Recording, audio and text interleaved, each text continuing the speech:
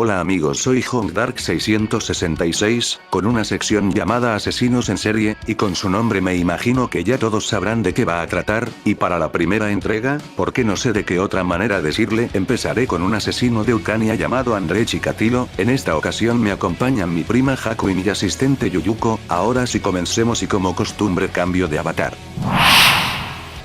Andrei Chikatilo, también conocido como el Destripador de Rostov, nació el 16 de octubre de 1936 en un pueblo de Ucrania en la antigua Unión Soviética. En ese tiempo se registra una de las peores hambrunas de la historia moderna, por lo cual esto marcó su niñez, y también porque su padre había caído prisionero en la Segunda Guerra Mundial por los nazis. Desde muy pequeño Andrei fue testigo de escenas de guerra, heridos, cadáveres, bombardeos y miembros regados por la calle. Esto le asustaba pero a la vez le causaba fascinación. Su madre, que se había encargado de sacar adelante a la familia, fue violada frente a sus hijos por oficiales alemanes, también debido a lo ya mencionado, de que fue una de las peores hambrunas de la época moderna. La gente más desesperada acudía al canibalismo. Otro factor que lo perturbaba fue la historia que le contaba su madre, en la que decía que tenía un hermano mayor, y que un día salió a jugar lejos. Después se supo que el menor había sido secuestrado y devorado por hambrientos campesinos. Esto causaría tal impacto que poco a poco se empezaría a sentir identificado con los agresores.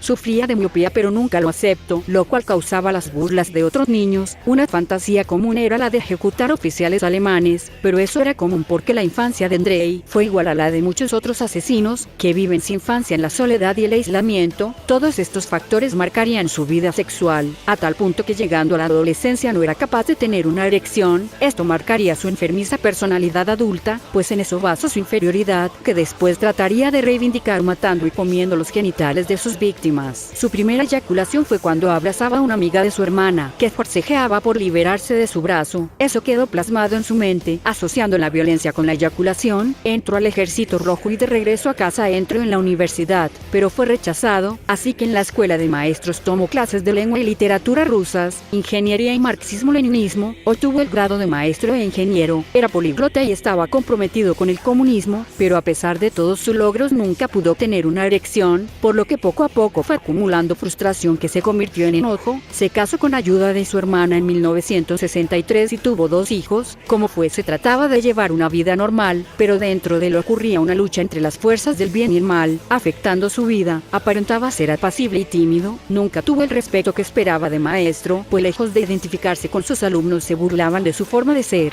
Desarrolló una extraña atracción por las adolescentes a tal punto que perdió 2 veces su empleo porque empezaba a acosar a las alumnas. Finalmente en 1978 condujo a una niña de 9 años llamada Yelena Zakotnova a una cabaña con la promesa que le regalaría goma de mascar. Trató de violarla, pero ante su evidente erección, empezó a golpearla. La sangre brotó del rostro de la niña, lo cual hizo que se excitara. Entonces descubrió que entre más hacía sangrar, mayor era su excitación. Al final, utilizó un cuchillo para apuñalarla y después estrangularla.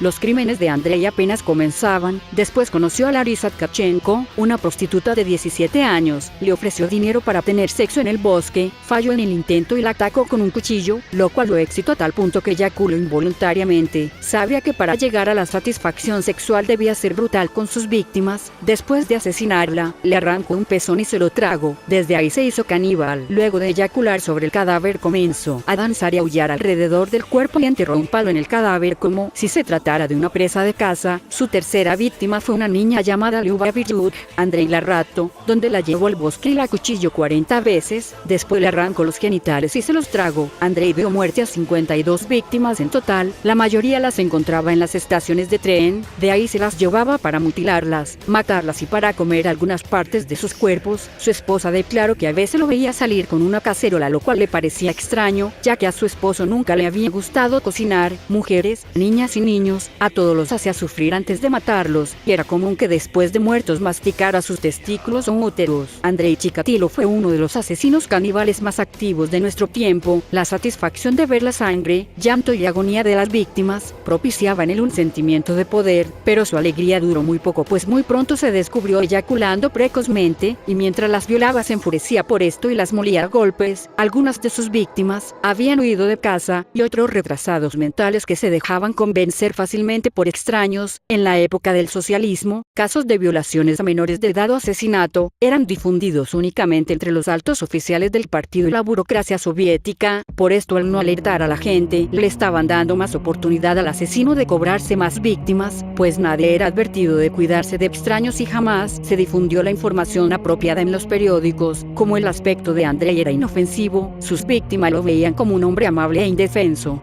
Cuando los cuerpos hallados llegaron a 6, la policía de Moscú envió al mayor Mikhail Fetisov para capturar al asesino. Fetisov ordenó al forense Víctor Burakov investigar en los alrededores de Shakhty, pero lo primero que hizo fue investigar entre los enfermos y pedófilos ya conocidos. Uno de los investigadores de apellido Burakov acertó al suponer que el delincuente no provocaba miedo en sus víctimas, pues éstas accederían al ser conducidas a lugares apartados de la ciudad. Burakov diseñó el perfil de un hombre normal, casado, con trabajo regular, y por el semen encontrado supuso que su sangre era del tipo AB. A esta información se agregó la de Alexander Bukanovsky, que decía que el asesino debía tener entre 25 y 50 años, de estatura de 1,75 metros, que padecía disfunción sexual, ya que se le daba por mutilar a las víctimas para excitarse, y que no era retrasado mental pues planeaba sus crímenes. Por desgracia, esta información no fue de gran ayuda, ya que no se contaba con un retrato del asesino, y sin la participación de los medios de comunicación era imposible implantar las técnicas de los Estados Unidos para rastrear a los asesinos. Finalmente, por un incidente, Andrei Chikatilo fue detenido, pues un oficial vio cómo trataba de hacer charla con un adolescente y se dio cuenta que se sentaba junto a otra joven. Andrei dijo que se dedicaba a la docencia y que extrañaba tratar con jóvenes, por lo que intentó hacerles plática. La policía lo dejó ir, pero no tardó mucho en encontrarlo solicitando sexo oral a una prostituta, por lo que fue detenido por conducta indecente. Esta vez se lo inspeccionaron y abrieron su portafolio, donde encontraron un cuchillo de cocina, vaselina, un pedazo de cuerda y una toalla, pero al analizar su sangre se descubrió que era tipo A y no del tipo AB que buscaban. El detenido carecía de antecedentes criminales y era miembro del Partido Comunista, por lo que estuvo en prisión por unos días. Chikatilo admitió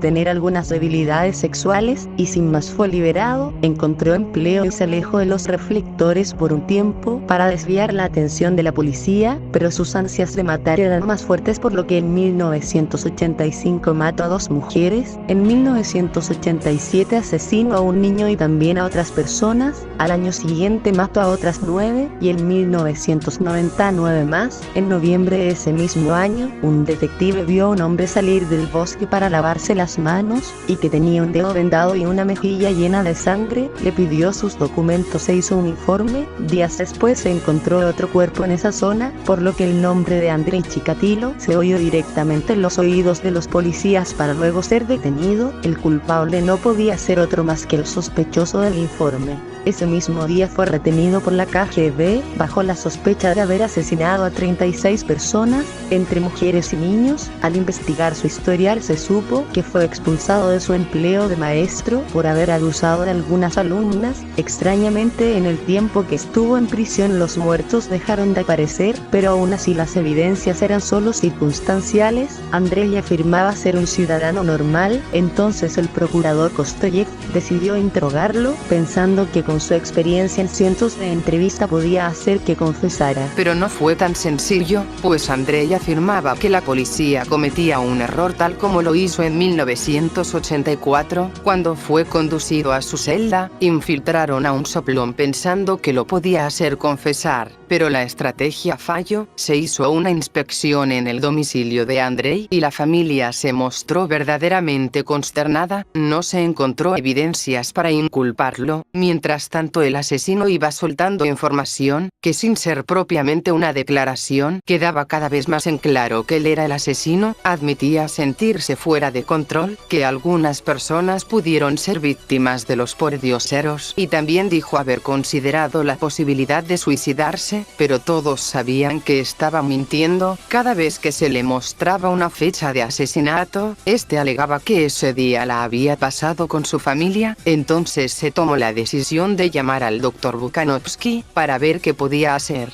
Parte de la estrategia del doctor fue la de presentarse amablemente, habló de sus estudios que había escrito sobre él, hasta que poco a poco se fue ganando su confianza. Andrei sentía que por fin alguien le mostraba algo de simpatía, intuyendo que él solo podía comprender su naturaleza, y habló durante horas sobre sus crímenes y sus inclinaciones sexuales. La intervención del psicólogo fue decisiva, pues Andrei confesó todos sus crímenes. Una de sus declaraciones acerca de su infancia fue clave para entender su enfermedad. En su declaración confesó: tengo esposa y 2 hijos, y sufro una debilidad sexual, impotencia, la gente se reía de mí porque no podía recordar nada, me siento humillado, la gente se burla de mí en el trabajo y en otras situaciones, en mi época escolar estaba hinchado a causa del hambre e iba vestido con harapos. Al momento de confesar sus crímenes, recordaba cada detalle y reconocía su culpabilidad. Parecía gozar al recordar todo eso. Declaró haberse sentido degradado como persona, por lo que sus asesinatos no solo lo llenaban de paz sexual sino también espiritual. El 14 de abril se presentó con la cabeza rapada y la barba afeitada. Se le colocó en una jaula, para evitar la furia de la familia de sus víctimas. Vestía su camisa favorita, aunque en más de una ocasión se desnudó para mostrar su pene, tocándolo y diciendo que siempre había sido una desgracia.